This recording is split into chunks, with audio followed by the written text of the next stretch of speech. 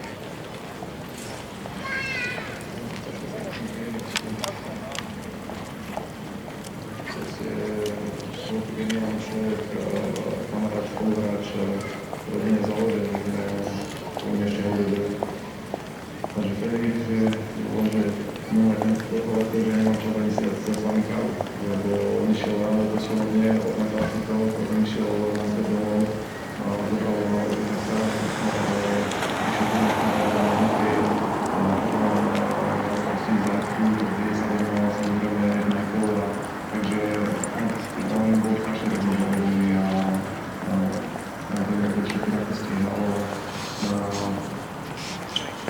To bolo fantastické, že ja si trochu pamätám, keď ja som bol úplne hral ešte byť zažiatkov a sa tomu na hokej a vtedy stále tam byla 4 mola, takže hral a mal úplne pridané rukou a je to mal takú ústupu a tak som si pamätal prvé, ktorý bolo pomalu spávané, čo to ukazoval a to sa bolo vidno, že na myslenie talent a vedel využívať svoju hlavu, vedel využívať výhrávky a to sa to nestalo a on bol odišiel výnimočný. Ale bol taký, že s Majom keď sa ešte niekde, ja som bol spal na letre, aby ak najde a na druhej najde, takže mali sa na sveta tiež, nám sme zažili dosť toho spolu, dosť toho veľa z toho hokej.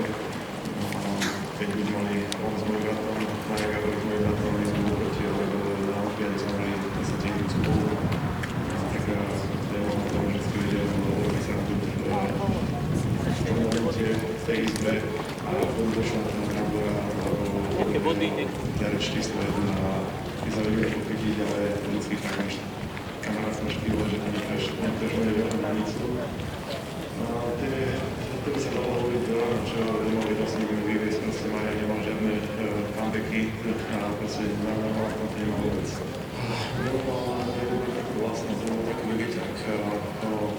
On proste všetko vedel, čo nás sami na ňom dobilo, že on vôbec nemal rád nejaký konflikt, to radšej odišiel a proste urobil si aj z nejakej ťažkej veci si to vedel hodiť na srandu, aby sa mi na ňom dobilo, že tie konflikty nehal bokom a radšej odišiel a potom prišiel a odložil to na srandu a to si také si budem dávať, že sa tam letať s úsmevom a malo keď sa hodí vytočné. Som videl aj ten jeho tvár a tie oči a jeho úsmev, ten nezabudnutelný smiech, ale bol veľmi obľúbený kolektíve. Vždy vedel vytvoriť skvelú atmosféru, možno aj tým, akým urodený zmysel pre humor. Famózny človek, otec, ktorý sa nesmierne venoval svojej rodine a svojich deťom. Mal to videl veľmi rád a ľuďom a robil ľudí šťastným. Toto vlastne bolo viacej, keď vidíte stretnutia takéhoto človeka. My tu láka, keď sa vznikla nechta a prepáčte, susedom. Ťažko sa to hovorí.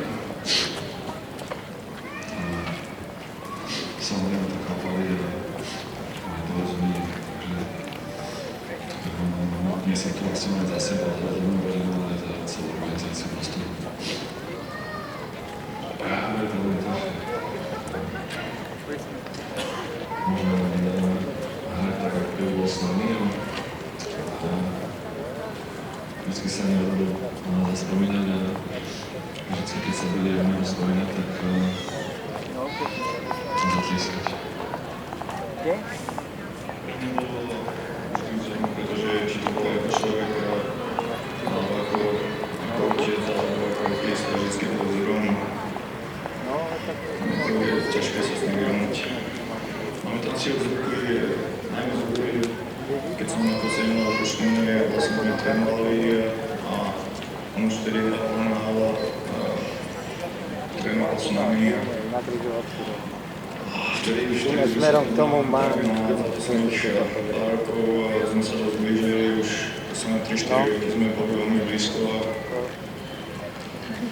skoro ako rodiny známe. Chodili sme spolu na polovačky a na Slovensku a mám na neho strašne krásne spomienky a tie spomienky som zostanú do konca života. tak ma ťažké zastúpiť na kameru, určite ako všetci. Ale my tie černé polodobre poznali. Myslím si, že to si neviem predstaviť, čo prežíva polová rodina a napríklad deti. Budeme sa ju snažiť byť podobno.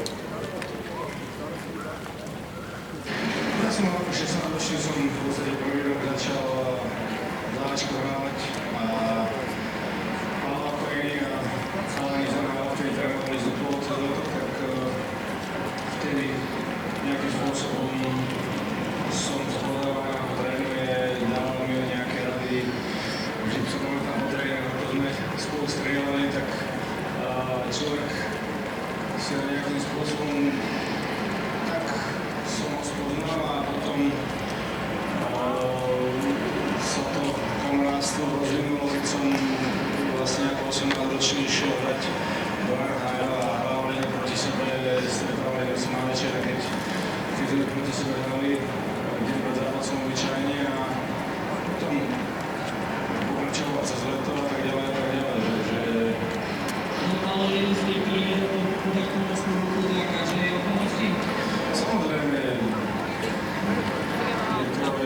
bol to človek, ktorý vždy sa nemohol človek spoľahnúť v akékoľvek situácii a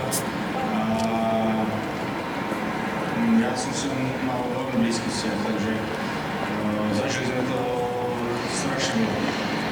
Hovorí sa teda o tom, že je to mladší, keď sa mala nejaká akcia alebo niečo, že ste to s ním komunikovali. Ste mu volali a čakali ste na jeho zvolenie, na súhlas, nesúhlas. Ako to bolo? Tak s Pálkom. Bolo to tak, určite prípad, on vždy v prvom rade musí sa dohodnúť s Majkou. Majka bola ten taký líder, ktorý on sa vždy dohodol a ona chodne chodila a tak ďalej a strašne veľa akcií takýchto sme zažili spolu a neviem, takto som ho hovoril. Ako by si ho opísal možno práve veľký na tom koši?